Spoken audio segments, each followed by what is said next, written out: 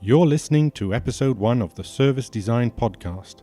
I'm David Morgan, service designer at Night Moves, and together with my colleague Stina van Hoof, and in collaboration with the Service Design Network, we have conversations about service design with practitioners from around the globe. In this episode, we'll be talking to Jessie Grimes, who's on the management board of the Service Design Network, Editor-in-Chief of Touchpoint magazine, and the service designer at Informaat in the Netherlands. Jessie is also organising the 2016 Service Design Network Conference, which returns to Amsterdam this year on October 27th and 28th.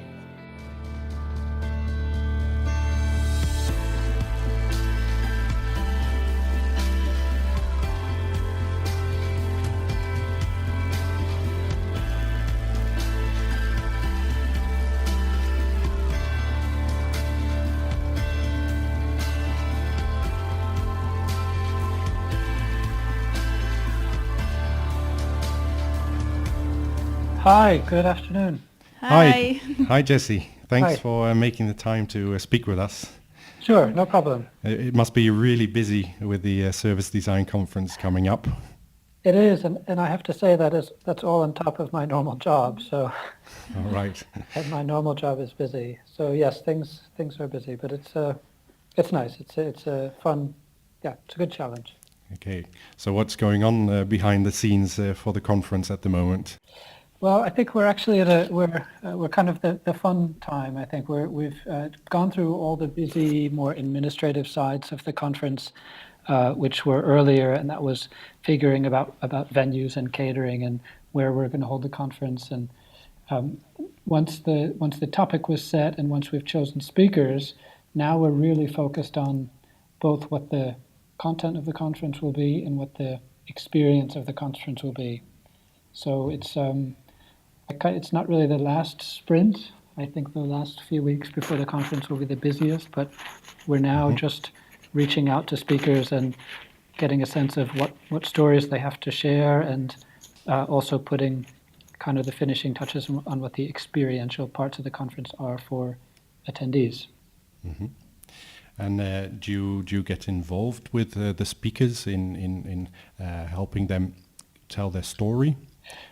We do, and in fact, it's been something that was in the back of my mind myself as a person who's been to basically all of our conferences. So 7 of them. I only missed one of them back in 2009, and I've sometimes felt that there was a bit of a missing kind of thread through all the talks at the whole. There might have been a theme for the conference, but it sometimes felt like people had missed the theme a little bit, or that the quality of speakers, sometimes felt a little different. And of course, that's not something you can really control, and it's not a desire to control it. But for the first time this year, we are actually playing a role in having content liaisons from the organizing team working with the speakers. So we do. We've put in place a system where we do request content from the speakers, from the presenters, from the workshop facilitators to be shared with us, to be shared with the core team, and that way in pairs we can get a sense of what people will be talking about or facilitating in terms of workshops in blocks, and it helps us curate the conference better and also ensure that the quality for the attendees is as good as we can make it. I think that's very interesting, because I can say from experience from other conferences, indeed, sometimes it can feel like all the different talks are very disconnected. So it's interesting if you find a way to connect them in a way. Yep. How does that interaction go with the speakers? Do they actually talk on the phone, or is it just some notes? Well, we'll see how it actually takes place in reality. Actually, this week is when these content liaisons, the coaches from within the core team, are reaching out to their speakers. The speakers are aware that the system is in place. They all had speaker kits, so they've all received information that's going to help them put together their presentation and tell them things like what the requirements are for audiovisual and what space they have. But they also know that this system is in place. And how I hope it works is, we simply reach out, we offer our assistance, but also do say that as part of our efforts to give a great experience to attendees, we do want to see what it is you're going to be saying as you're on the stage in front of people. And my vision is that it'll go, it might just be once back and forth that the presenter says, okay, this is what I'm going to present. Here's a pretty complete draft of a presentation, and we might give some comments, not only, and not, perhaps not so specifically on the content. We're not here to tell someone if there's a right way to do something or a wrong way to do something. It's more about if the story they tell is coherent and clear, and whether they're perhaps being a little too introductory level, or on the other side, maybe someone has gone too deep into a very abstract theory in service design, which might have a difficult time landing with a broad audience. And and based on that feedback, we hope to have a bit of good influence on the outcome, but not a very heavy, stressful process for anyone. That's not the goal. Yeah. What kind of stories would you like people to tell? What do you think is something the audience would like to hear? What type of stories? Well, I think the Service Design Network conference every year is, it's the biggest, and it's kind of the only global conference. We've been going for a long time, and what you see every year is that it attracts a very broad representation from the service design community. There are people there who are practitioners from within agencies or from within businesses themselves. There are the buyers of service design, so not necessarily service designers themselves, but those who contract service designers to do work. There are people who are researchers or from the academic side, and it's not just businesses. We do have a theme of business as unusual this year, but there are also people there representing healthcare, representing the public sector. So it's a very broad audience, and I think it's always important to have a mix of content that recognizes and helps people who are new to the field, as well as recognizing that there are some people who come to the conference every year who are very established as service designers, who don't need to know what a customer journey is or what the value of service design is, yet really want some detailed, in-depth information on a case study, a tool, a technique, something like that. So I hope that the stories people are telling are going to be applicable to service design in generally, but also across the board, from introductory presentations on the value of service design all the way towards very detailed, in-depth looks at specific topics. Yeah, that sounds really interesting. You just said that the topic is business as unusual. Can you explain a little bit more, like what you think, how you see this, what it means for you? Sure. Well, I think, one thing that we as the Service Design Network have always tried to do is to show the value for businesses in using service design. So essentially to grow the market for service design within the business community. We recognized many years ago that that's one of the key things our members wanted, so that they are somehow supported in being service designers and selling their work as service designers. And what I've seen and what we recognize in recent years is service design is increasingly becoming something that's well established within businesses, whether it's a long relationship an agency has with a client, or whether it's a business that brings service design skills in-house. Service design is no longer, in many cases, a very niche little design practice, but something that's well established. So it's becoming business as unusual in the sense that it's finding cases where you have big service design departments within a company that didn't exist 2 or 3 years ago. Or it's no longer the case that agencies from the outside need to really pitch themselves and say, what is service design? Why should you work with an agency like ours? Because businesses see the value. But in one sense, we are still not a business discipline. So the practice of service design is unique. It's always changing, and that was the unusual aspect. So it's, in one sense, service design is becoming business as usual, but there are still plenty of things that keep it exciting and innovative and growing, and that's the unusual aspect. I recognize what you say. I think the same thing happened with user experience design. At the start, we had to explain what it is, and at some point, people knew exactly what it was and why they wanted it, and they just you had to choose the right partner. Indeed, I think service design is much more established. Still, here in Belgium, at least, I find there's also a large portion of people who do not yet know what it is. So there's a way to go, but it's a big difference from a couple of years ago. You were saying, yeah, you've been involved with the conference for a longer time. Can you say anything about the changes that you have seen on the conference over the years? Sure. Well, actually, the first conference was held back in 2008 here in Amsterdam. So, in one sense, it's nice that we're coming back to where we started for this conference. I think if I look back, there has been a clear change. In one sense, simply on numbers.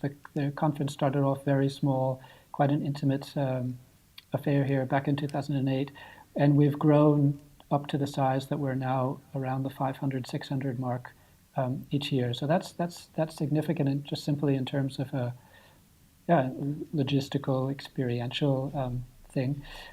On the other hand, I think the tone of talks has changed. The tone of what people want to speak about has changed. In the beginning, when service design was even younger as a discipline, a lot of the conference was kind of about, okay, who are we? Are we UX? Are we not UX? Why are we separate? And I'm also happy to see that is no longer part of the kind of dialogue within the community anymore. There's no more searching about who we are, trying to justify ourselves. It's more about what are the aspects, what are the roles that we can play as service designers? How do we work with businesses?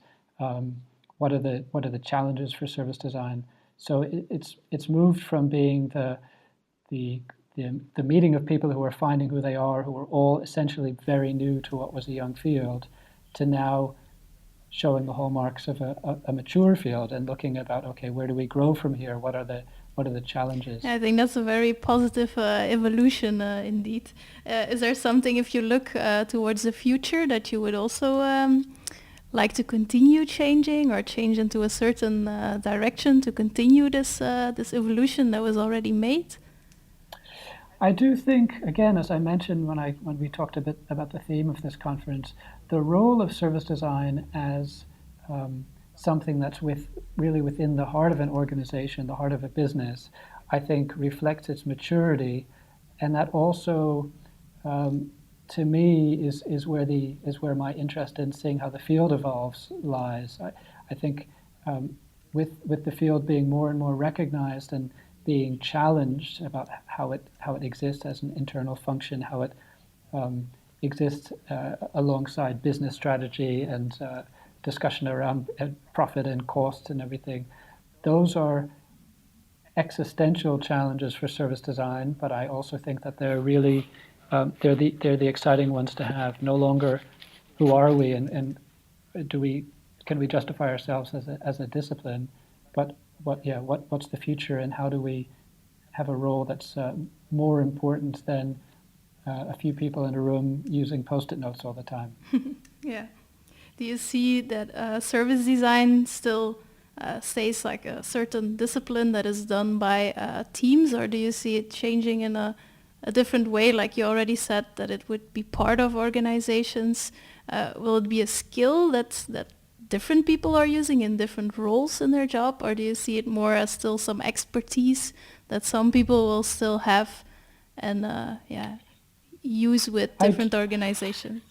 Yeah, I have to say, I do think that the appreciation and the application of service design should always be expanding within companies. But I do think that there's a level of empathy, a level of user-centeredness, and let's say a penchant for creativity or innovation that you really need to have to do service design. I don't think it's as easy to say that anyone in a business will quickly learn it and start applying it. I think it's important to involve people from across a business in service design, but I don't see it as as a discipline that will kind of dissolve and become just a floating capability of an organization. I think there are a set of attributes that make a good service designer a good service designer, and not something that just anyone can kind of pick up and add to their job title. Mm-hmm. It's all that you are involved in educating other people into becoming service designers. Do you believe that everybody to a certain extent can learn service design, or is it do you need to have a natural knack for this? Well, as I said, I do think that there are some aspects that make you be better suited, better equipped to doing service design. Certainly people who are coming from related design disciplines, and you just mentioned UX, have affinity for thinking in the way that service designers think. I do think that a good service designer also really needs to have good business and strategic skills about them. They need to be able to see the bigger picture beyond how you design the experience of one touch point, of one interface, for example, but to be able to stand back and look at, okay, what are the strategic issues at play when you're carrying out service design.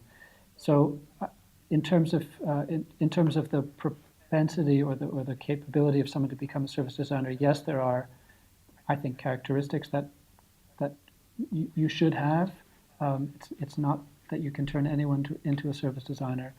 And also, when I do training, it's never really the goal to turn anyone off the street into a service designer.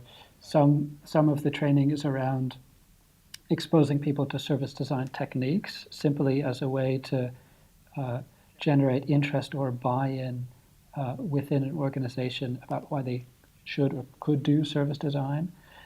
But I've also done training which was for people who wanted to become a service designer specifically, and that's a little different approach, of course. Yeah. So what is it you do in those trainings? So you just said that you teach people about the different tools that you're using in service design, but are there different things, different skills you're teaching people? I find two things really work. One is to take a tools-based or a techniques-based approach to service design. It's easy to sit on your own and read some articles about why service design is important, but hands-on experience in actually doing it, in my experience, really proves its value. So one thing that I often do if I'm doing training is to pick out a few typical service design activities and take people through the experience of doing them. So getting hands-on with things like customer journeys or personas, and having people see how in practice they're put together, and that to me helps them see the value for them to be using it in the future. So it's about really the hands-on experience, and also having real practical cases to work through in training. I find makes things land a lot better. People see the context for something. So not saying, okay, we're just going to come up with a persona, for example, with no context. I base the training within a real case. So you take a specific business, whether it's imaginary, whether it's real. You provide people with the context of how that business operates, what information about their customers they have, what their goals are as a business. And that gives a lot more lifelike aspect to the training and makes it more productive in the end. Yeah, I can imagine that really works, so they can really feel what the positive impact could be and what it could mean for them in their daily job. That's right. Yep, that's right. So we talked about you being involved with organizing the service design conference. You are involved with training, but I'm sure that's only a small part of everything you do. Could you tell us a bit about all the different things that you do in your daily life? It's a nice broad question. Well, so I am a service designer myself. I think my role within the conference has come out, of course, through my long-standing role with the Service Design Network as an organization. I do practice as a service designer ever since 2008. I've been working for Informaat, which are a Dutch consultancy, and service design is one of our specialties. So I am a practicing service designer with clients and projects. Next to that, my role within the SDN includes being on the management board of the global organization. So thinking and planning about the strategy of who the SDN is and what we want to be. Specifically, I have responsibility for the media aspects, and I'm the editor-in-chief of Touchpoint, so that's the journal of the SDN. And on top of all those hats that I'm wearing, the conference one was added in the beginning of this year. That's when we made a decision that the global conference would be held in Amsterdam, because of course it moves every year. So I have my plate full at the moment, but it's been a good challenge. Yeah, that sounds indeed like a plateful. I'd like to talk a bit about the Touchpoint magazine. So how long have you been involved with that? So I'm the editor-in-chief now for the last 3 years, I think, and then for the 2 years before that, I was a regular editor. And Touchpoint is now in its 8th year of publication. So I've been involved with it since pretty early on in its life. My background, actually, if I look back to one of my degrees in university, was in magazine journalism. So I remember at one point at one of the conferences for the SDN approaching both Birgit and Shelley, saying, look, I might be interested in using some of my skills and giving a hand with Touchpoint. And I think they were happy to have the offer of someone volunteering to be involved. And from there it grew into a role with a bit more responsibility. So I've been involved ever since then with every issue. And Touchpoint is a great thing to be involved with. It's well recognized in the community, both members of the SDN and not, about a real in-depth place to find what's going on in the world of service design, whether it's articles about techniques or methods or tools that we use, whether it's case studies, whether it's just bits of news about the service design community and projects that people are doing. It has a very good recognized role as kind of a documentation of our practice. Yeah, it's also really great inspiration for us, and it feels like we are able to stay up to date on everything when we are flipping through the magazine. And I'm actually wondering how you decide on the content of the magazine. What are the things you take into account when you select a certain topic of the magazine and the content of it? Yeah, that's a good question. I mean, actually, if I have one, let's say, regret about Touchpoint, it's that we are at the moment, and this is something we might think about changing in the future, we are limited to let's say the limitations of a print publication. That is, we come out only a few times a year. We think about page count and things like that, and therefore we have to be selective in what themes we choose for a given issue. In terms of how we go about that, we have a good long-standing community of people who have contributed to Touchpoint in the past or who have been editors. So we discuss together what we see as potential themes.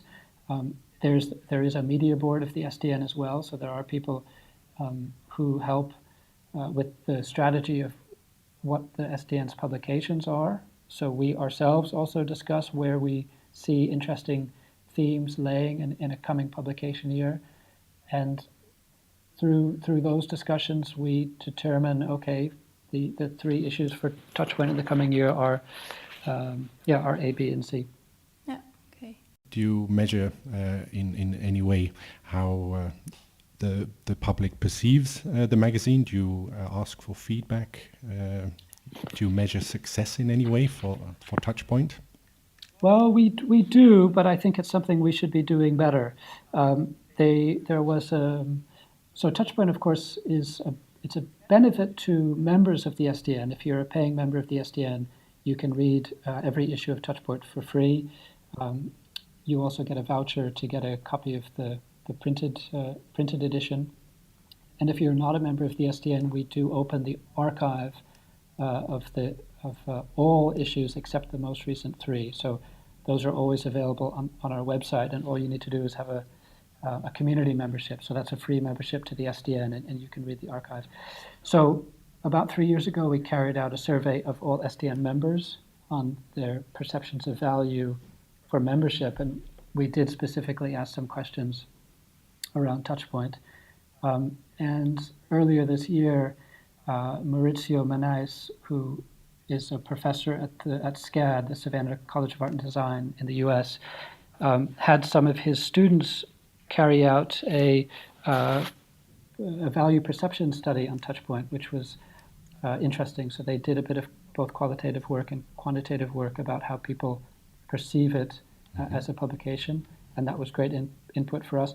And of course, we do see the quantitative aspects of how people engage with Touchpoint. So that's that's always nice to see that people do value the content in the sense that people are looking at it, people are reading it. Yeah, I'm curious now. What were the things that came out of the study?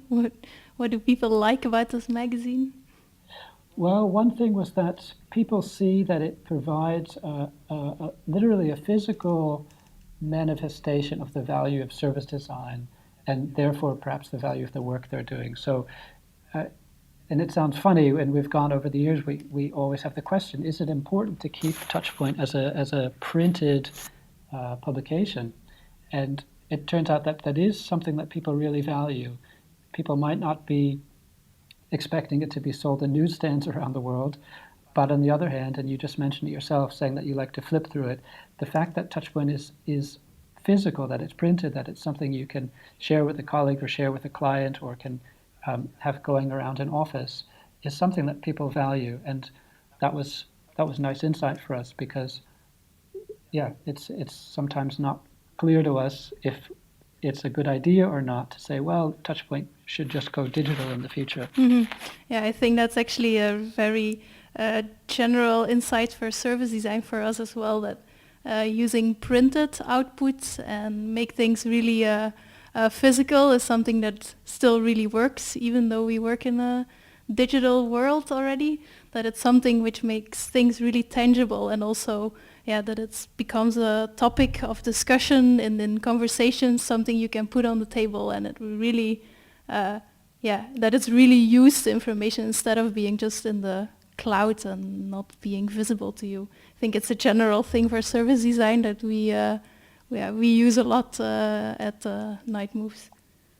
Okay, indeed. I haven't thought about it that way, but it's true that as service designers, you practice a discipline which is tangible. Again, it involves post-it notes and markers and sticking things on walls, and perhaps the tangible aspect of being able to read about something and see pictures and not having it on a screen does make it inherently more valuable. Mm-hmm. You've been doing projects in different countries.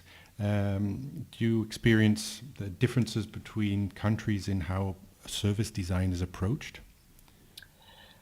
That's an interesting question. I think a lot of it simply has to do with the maturity of the field in a given country, where in Western Europe, in the UK, and Scandinavia, I think the places where service design is the most established and the longest established, the level of discourse is, of course, higher, and it means that there's not the people there are not trying to justify their existence and fighting to convince clients of why they should be buying service design.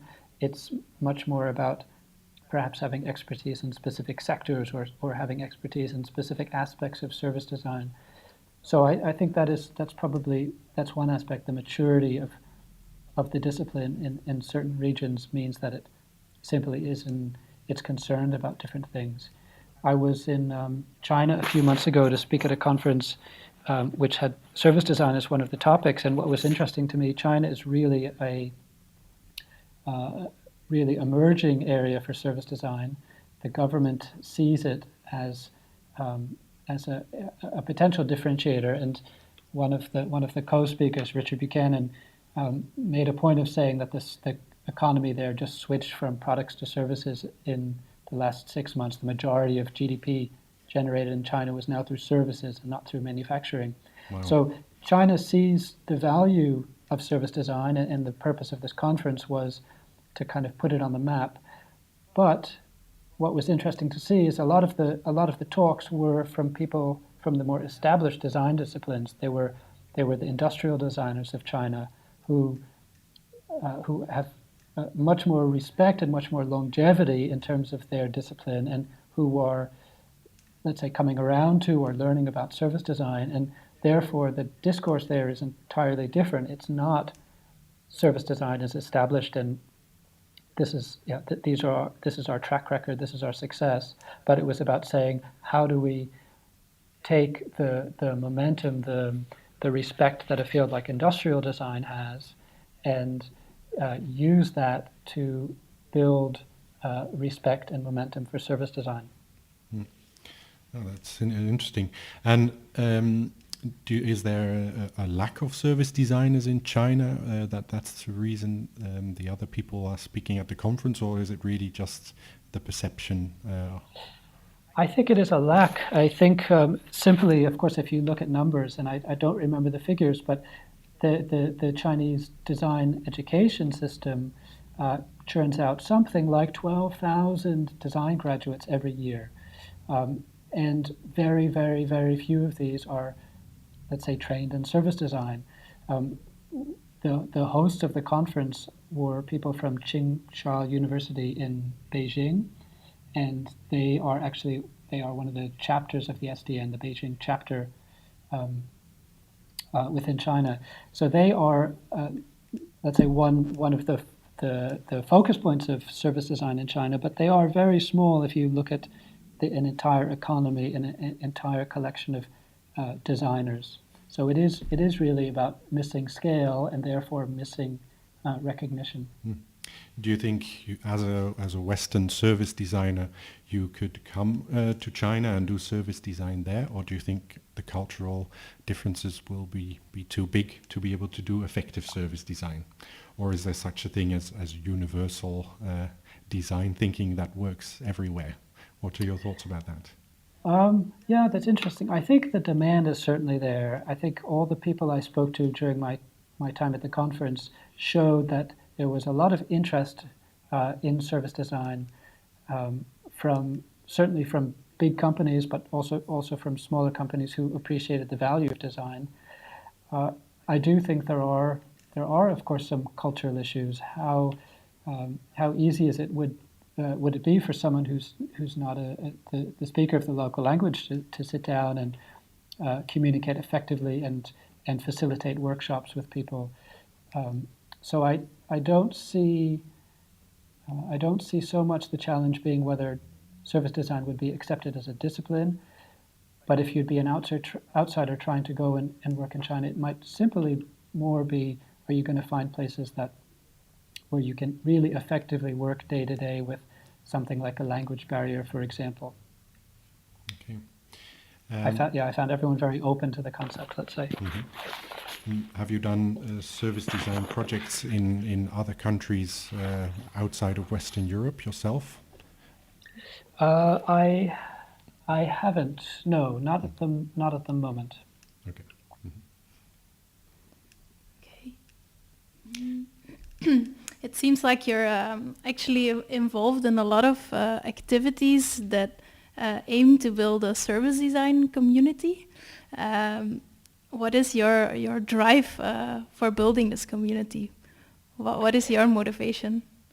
Okay, yeah, that's good. I think actually it's simply recognizing that as a starting service designer myself 8 and 9 years ago, of course the community was very young, but I was also interested in how you learn about a field. There were not really books out there, but there was this small but growing community of people doing it, and I recognized that for people new to the field, being able to provide ways in which they can learn about what service design means as a discipline, what it is you do if you're doing the work of service design, was very valuable.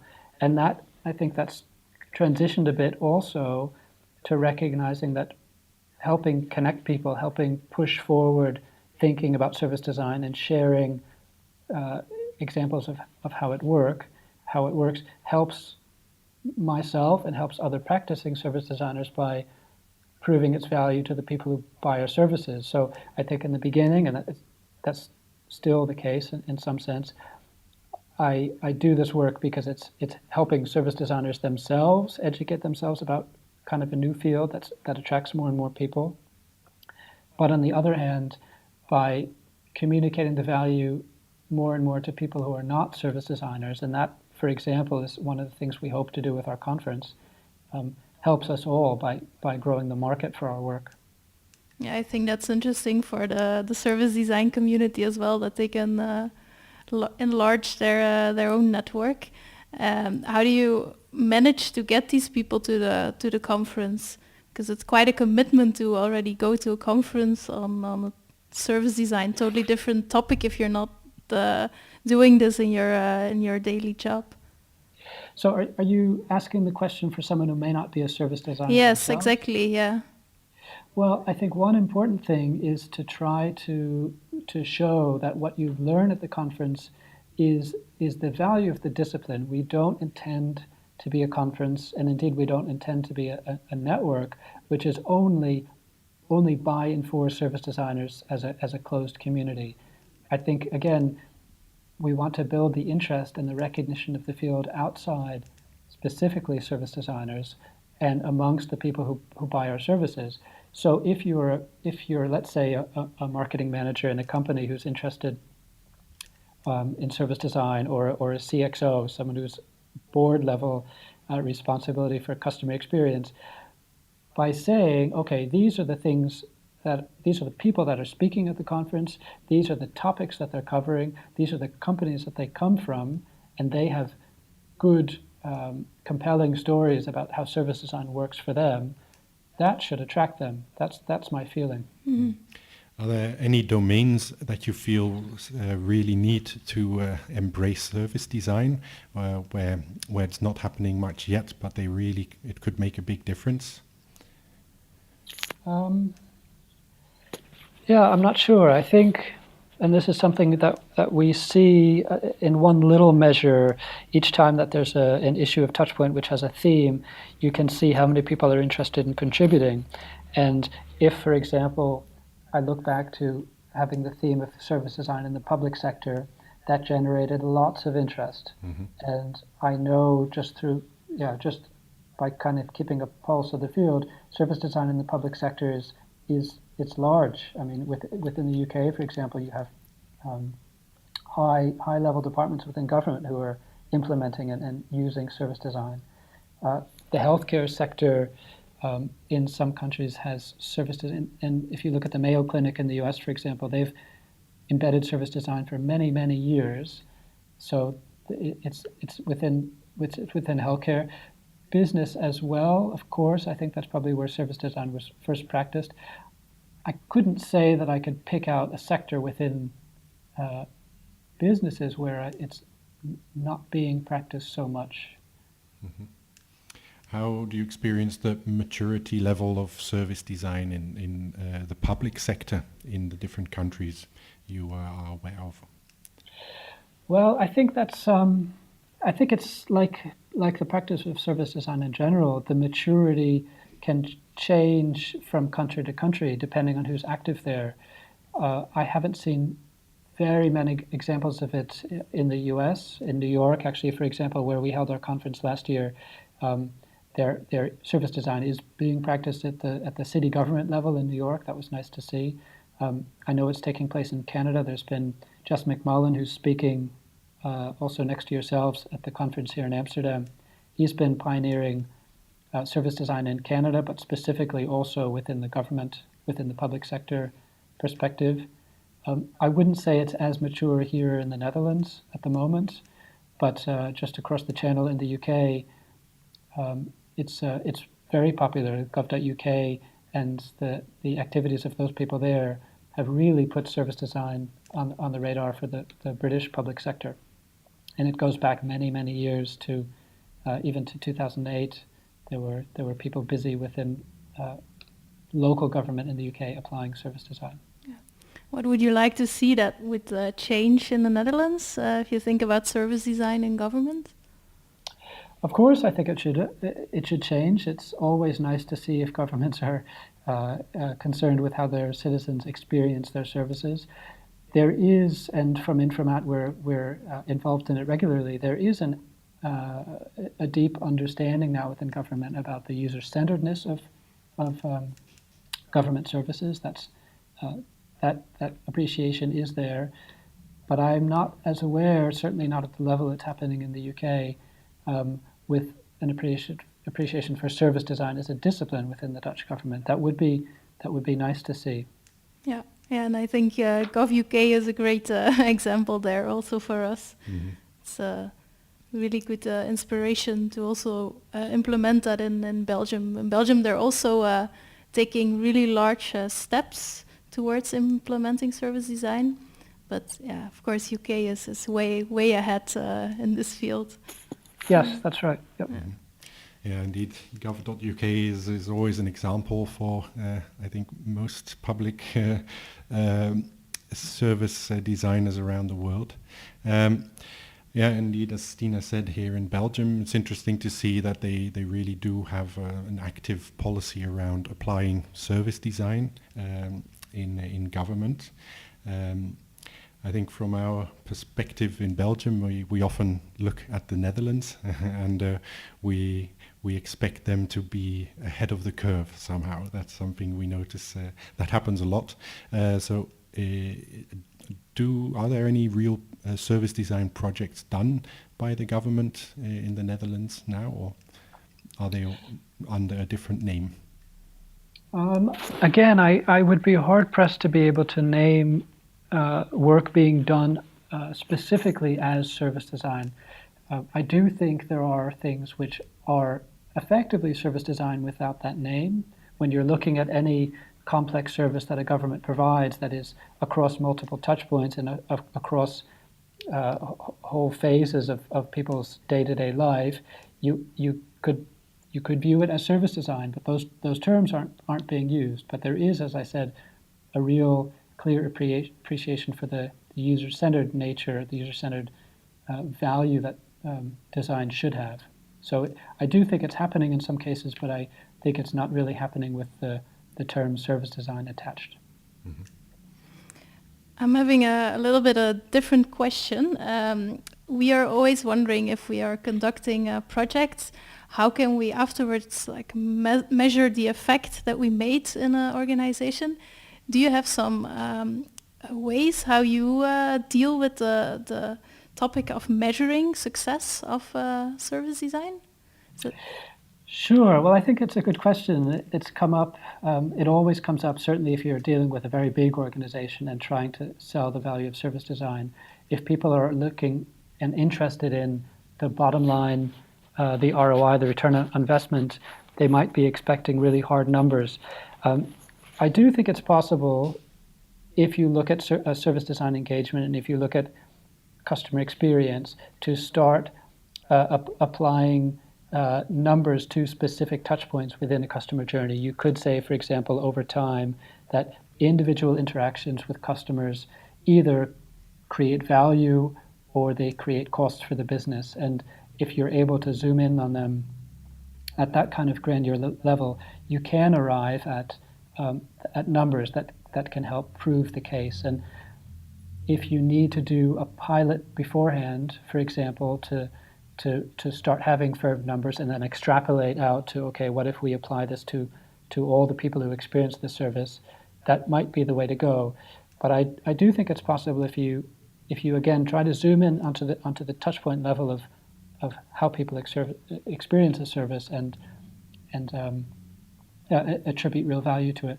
But at the same time, I think you need to recognize that the value of services can't be measured in the same way as the value of products.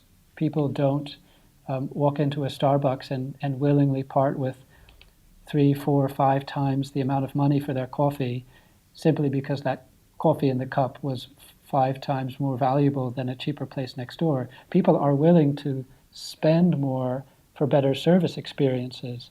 And it might be hard to attribute a monetary value to that, but it is true. It's been shown that customers pay more for better design and better experience. And if you look at those companies that invest heavily in design and see design as a differentiator, the Apples of this world, they are clearly more successful.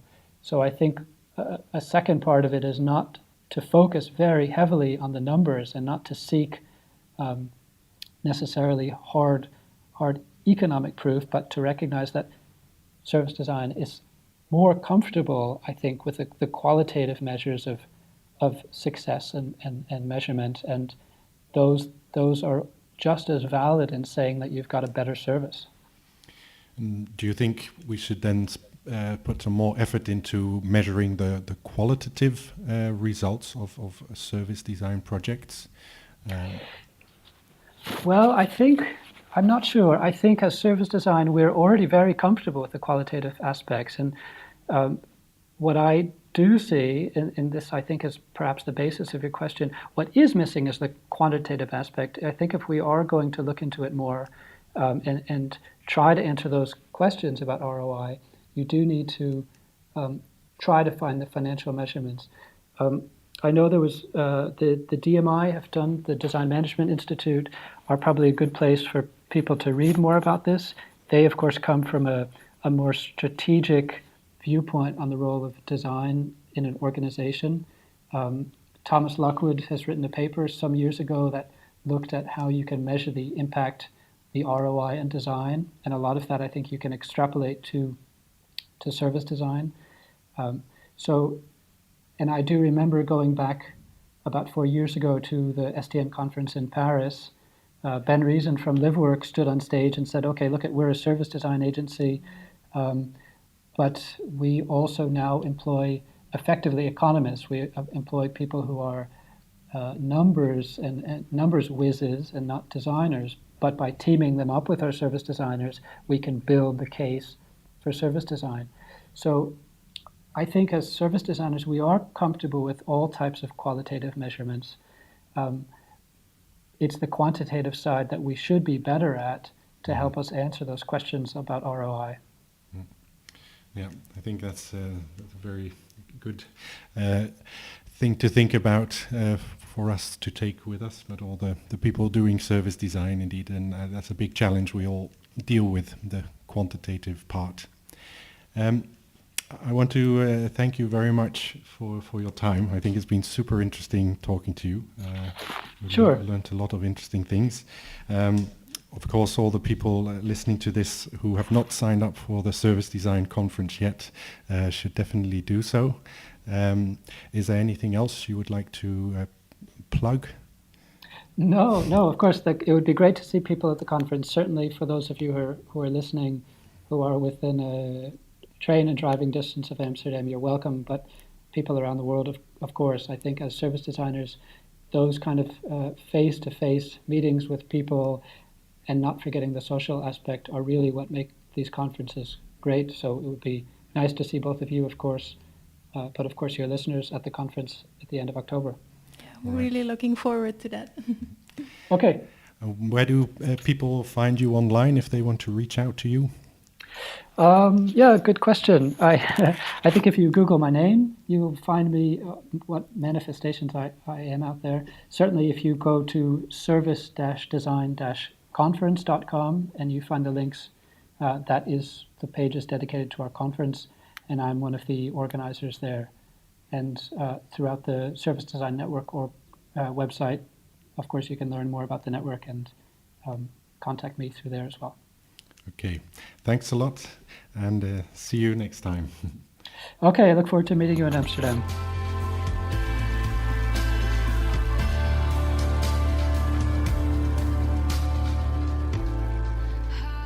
The Service Design Podcast was brought to you by the Service Design Network and Night Moves. For more information, previous episodes, or to join the conversation, please visit servicedesignpodcast.com. For more information about the Service Design Network, visit service-design-network.org, and for Night Moves visit nightmoves.be. If you enjoyed this episode, please consider subscribing to this podcast. The intro and outro music is from If the Stars Grow Dim Tonight by Hydrogen Sea featuring I Will, I Swear. Until next time.